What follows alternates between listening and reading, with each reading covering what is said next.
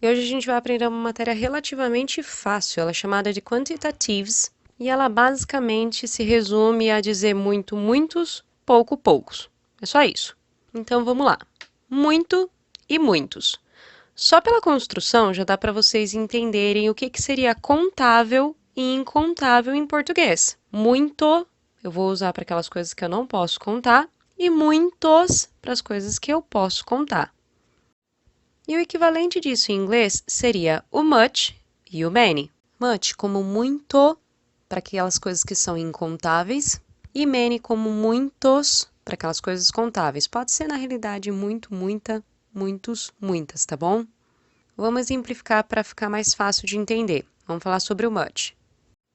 Em inglês, por exemplo, eu poderia dizer much money, much water, much salt, muito dinheiro, muita água, muito sal. Para pensar em português, ninguém fala eu tenho muitos dinheiros. Hoje eu bebi muitas águas. Assim também vai acontecer em inglês, eu não vou poder conjugar isso daí no plural, portanto são incontáveis. E é lógico que vai haver algumas diferenças entre o que é incontável no português e no inglês e o que é contável. Mas existem alguns incontáveis básicos que a gente fala, que são aqueles que dá para seguir uma regrinha. A gente vai combinar assim: tudo que for massa, pó, líquido ou gás, eles são incontáveis e eu vou ter que usar o much.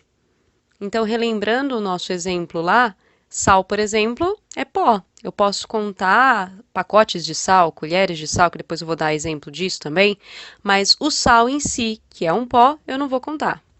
Água é líquido, então eu posso contar os copos, eu posso contar as xícaras, mas eu não posso contar a água em si.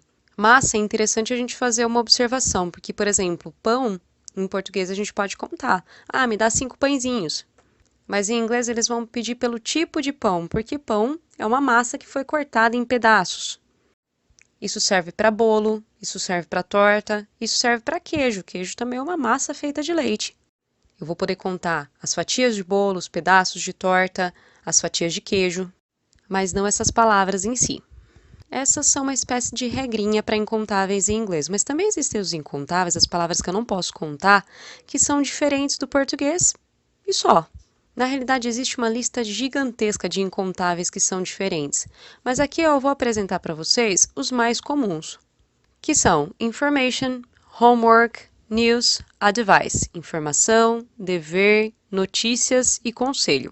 Geralmente, quando vocês forem fazer provas de gramática, ou prova de proficiência, ou prova para entrevista de serviço, são esses incontáveis diferentões que vão aparecer lá. Ah, mas, por exemplo, no português eu tenho informações. Ah, eu preciso de 2 informações sobre esse assunto. Como é que eu falaria 2 informações em inglês, já que information é incontável? Para essas palavras, eu vou ter que usar uma expressão pieces of, pedaços de. Na realidade, em inglês teria que falar, eu quero 2 pedaços de informação. A tradução seria, I need 2 pieces of information. One day I'm going to Malta to big hotel. In the morning I go down to eat a breakfast. I tell the waitress I want 2 pieces of toast. She brings me only 1 piece. I tell her I want 2 pieces. She say, go to the toilet. I say, you don't understand. I want to do piss on my plate.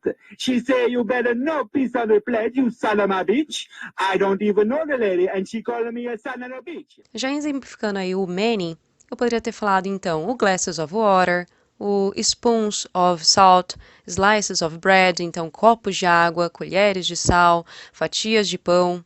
Todas as outras palavras que vocês sabem que são contáveis, né, galera? Meninos, meninas, livros, escolas e assim vai. Beleza, entendido isso, agora eu vou falar dos opostos de much e many, que são little e few. Declara que much é incontável e que many é contável, e por consequência, little também vai ser, e few vai acompanhar o raciocínio do many. Ou seja, little como pouco e few como poucos. Much muito, little pouco. Many muitos, few poucos. Já era. E para além disso tudo, existem, lógico, alguns sinônimos em inglês que podem servir para substituir tanto much quanto many, ou só um ou outro. Os sinônimos para much e many, ou seja, que dá para substituir os dois, são lots of, a lot of, plenty of. Eu quero que vocês notem que tem um of no final de todas essas expressões. Isso quer dizer que quando vocês utilizarem elas para substituir ou much ou many, vocês vão ter que falar muito do que. porque of significa de.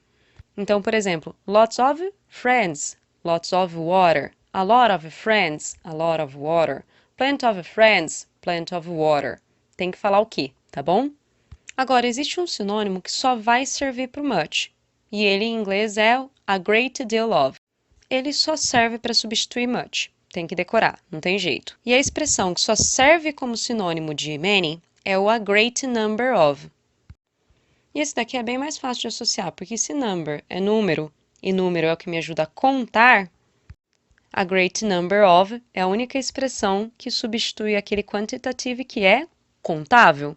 Number é contável. E a última observação que eu tenho que fazer dessa matéria é a diferença entre few e a few e a diferença entre little e a little. Quando a gente utiliza só few, isso realmente me dá a ideia de poucos. Então, se eu falo I have few friends, eu tenho pouquíssimos amigos mesmo, 1 ou 2. Agora, se eu falar que eu tenho a few friends, isso quer dizer que eu tenho alguns amigos. Então, eu vou ter lá os seus 10, seus 8 amigos. Então, few representa menos do que a few. Basta lembrar assim, qual que tem mais letra? Few tem menos letra do que a few. Então, few vai ser menos, a few vai ser um pouquinho mais. O mesmo raciocínio serve para little e a little, tá? I drank little water. Nossa, eu bebi menos de meio copo de água. Eu bebi pouca água mesmo. Agora, I drank a little water. Eu já bebi um pouco de água, me dá a sensação de que eu já bebi o suficiente.